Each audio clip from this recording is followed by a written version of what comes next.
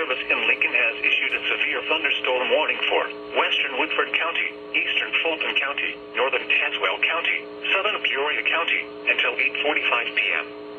At 7:57 p.m., a severe thunderstorm was located over Creve Coeur, or near Pekin, moving northeast at 45 miles per hour. Expected hazards include golf ball-size hail and 60 miles per hour wind gusts. This is a radar-indicated threat.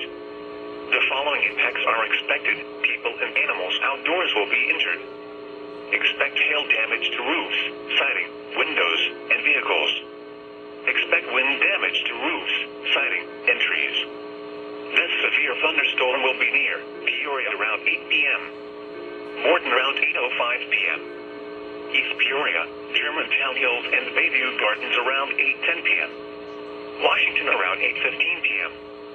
Other locations in the path of the severe thunderstorm include Eureka and Metamora. This includes the following highways: Interstate 155 between mile markers 25 and 31. Interstate 474 between mile markers 0 and 14.